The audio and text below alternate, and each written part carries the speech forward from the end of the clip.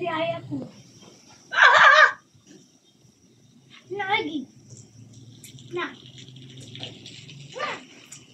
Ada dia nak. Aku kasih free untuk kau. Nak, air.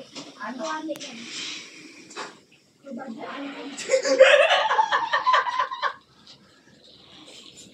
bagi tambah lagi.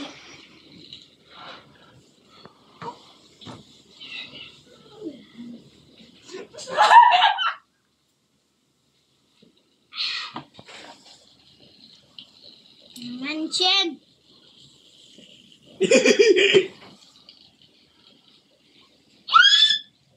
Tidak. Ayam masuk ke YouTube tau. Saya jangan. Nanti kawan kau tengok. Ini kan TikTok aku yang ini sini. Aku kan. Hang apa? Kau buat cari aku tak pandai. Kau gemuk. Macam kau lah. Kau gemuk.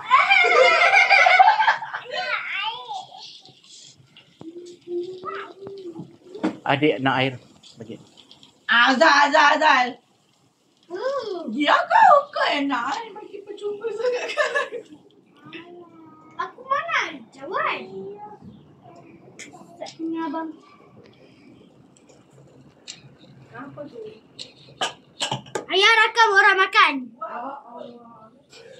Membak ke? Kau makan membak. Boleh. Ayah tu dah kat YouTube. Tadi pun sekejap dah masuk dalam.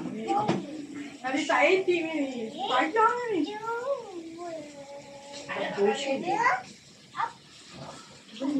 Ayah datang Umi. Lepas tu Umi edit gambar Umi jadi perempuan. Jadi perempuan berotot. Okey apa Umi jadi perempuan berotot? Umi boleh bantai orang. No. Dah cukup. Jangan makan lagi. Dua anak saya. Bang, tengok anak orang. Tak bagi dah. Bang, jangan kan? Dah nak duduk.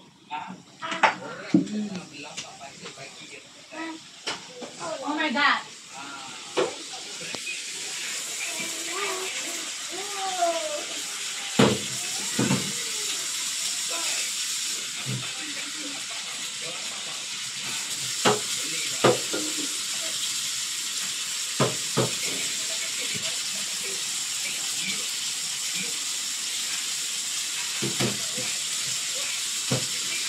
Wah, ini kalau makan ya.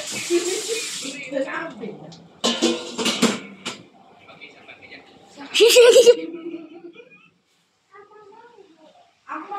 Apa makan tepung aja. Kita makan ayam. Ya, betul dah buang. Ayam tu. Kamu ayam ni.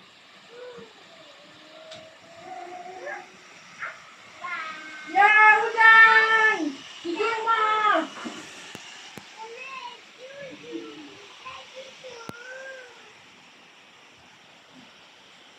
Boleh sekalian. Nak apa? Sembilan. Ya, rakam saya nak pergi kandas. Kalau 11.30 tu lambat tu. Biasa pergi 9. 11.